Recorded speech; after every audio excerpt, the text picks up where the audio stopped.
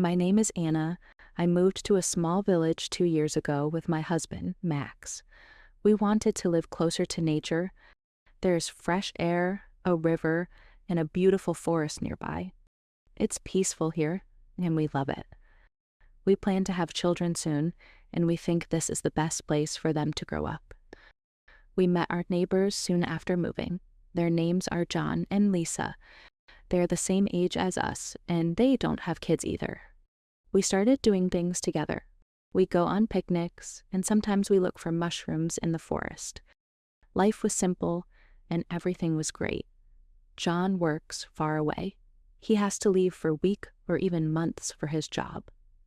Lisa often feels lonely when John is away. She started asking for help with different things around the house.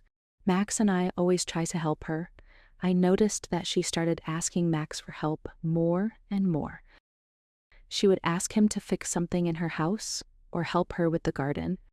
At first, I didn't think anything of it. Max is always kind, and I trust him. But then I saw something strange. Lisa started wearing different clothes when Max was around. Instead of normal house clothes, she wore fancy dresses, and she always smiled at Max in a way I didn't like. I tried not to worry, but deep down, I felt uneasy.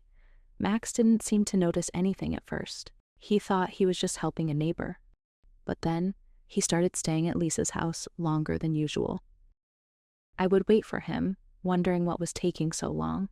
He told me he was just helping with small things, but I could feel something was wrong.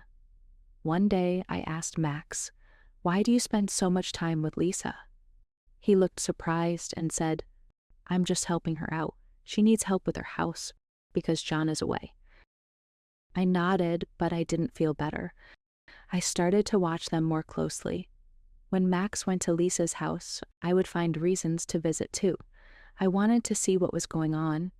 Every time I went over, Lisa would act like everything was fine, but I could see how she looked at Max. It wasn't friendly anymore. There was something more in her eyes, something that made me uncomfortable. One evening, Max came home late again. I asked him why he was late. He told me he was helping Lisa fix her car. I didn't believe him. I didn't say anything, but I knew something was going on. I couldn't stop thinking about it. I started dreaming about Lisa. In my dreams, she would try to take Max away from me. I woke up feeling angry and scared. I knew I had to talk to Max again, but I didn't know how to start. One day, I saw Max and Lisa talking outside. They were standing too close, and Lisa was laughing. My heart started beating fast. I couldn't take it anymore. I went outside and asked them what was going on. Lisa smiled at me, but it wasn't a friendly smile. "Oh, Anna, we were just talking about the garden," she said. I looked at Max. He didn't say anything. He looked guilty. That night, I told Max how I felt. I told him I didn't like the way Lisa was behaving, and I didn't like how much time he spent with her. Max was quiet for a while, then he said, "I'm sorry, Anna. I didn't realize how much it was bothering you."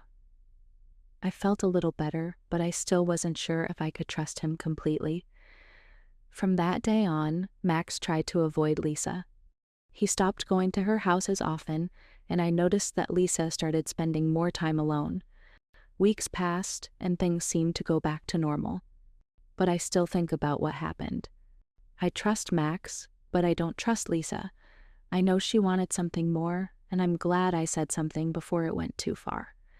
Even though Max promised to stop helping Lisa so much, I still felt uneasy. Every time he went outside, I worried that Lisa would come by. I didn't want to be the kind of wife who always watches her husband, but I couldn't help it.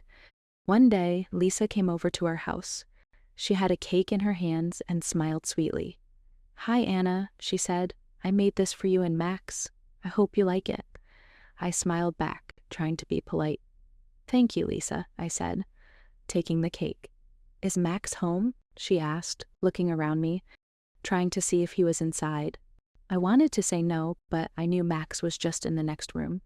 "Yes, he's here," I said, feeling my heart beat faster. but he's busy right now. Lisa looked disappointed but quickly smiled again. Oh, okay. I'll leave you two to enjoy the cake. Let me know if you need anything. She waved and left. I closed the door and felt a strange mix of relief and worry. I didn't want to let Lisa get between Max and me, but she seemed to keep trying to stay close to him. That night, I told Max about how Lisa came over with the cake. He laughed a little and said, "I think she's just being friendly. You don't have to worry." But I wasn't so sure. Lisa's smiles and her way of talking to Max didn't seem friendly to me. I decided that the best thing to do was keep a distance from her. The next week, Max went back to his usual routine of helping around the house, working in the garden, and spending time with me. I felt happy that things were returning to normal. We talked more, went on walks together, and everything seemed fine again. But one day, while Max was at work, I saw Lisa at the store. She came over and said, "You know, Anna, your husband is very helpful. I don't know what I would do without him." Her words made me uncomfortable, but I smiled politely. "Yes, he's a good man." Lisa laughed softly. "He's more than just good, isn't he? You're very lucky to have him." I didn't like the way she said that, but I didn't want to argue with her. I just nodded and said, "Yes, I am." For the next few weeks, Lisa didn't come around as much. Max and I started spending more time together, and I felt like our relationship was getting stronger. I wanted to believe that everything was okay, but part of me still didn't trust Lisa. One afternoon, Max came home from work and told me that John, Lisa's husband, was coming back soon. I felt relieved. I hoped that once John was back, Lisa would stop trying to get close to Max. When John returned, everything seemed to change. Lisa stopped asking for Max's help, and we didn't see her much anymore. I felt a huge weight lift off my shoulders. It seemed like the problem had solved itself. Max and I continued to enjoy our life in the village. We went on trips together, worked in the garden, and talked about starting a family. I was happy again, and I started to forget about the whole situation with Lisa. One evening, as we were sitting outside watching the sunset, I looked at Max and felt grateful. I realized that I needed to trust him more. He had always been there for me, and I knew he loved me. I didn't want to let my fears ruin what we had. I turned to Max and said, "I'm sorry if I ever doubted you." Max looked surprised. "Doubted me? Why?" I smiled. "Because I love you, and I know you would never hurt me."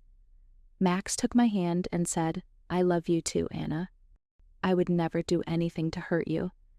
From that moment, I felt peace in my heart. Lisa was just a small part of our story, but Max and I were building something much bigger, our life together. As time passed, we stopped thinking about Lisa. John and Lisa moved away a few months later because John got a new job in the city. After they left, life in the village became peaceful again. Max and I started talking more seriously about having children, and we looked forward to the future. In the end, I learned that trust and communication are the most important things in a relationship. No matter what challenges come our way, I know Max and I can get through them together. If you enjoy the story, please like, subscribe, and share.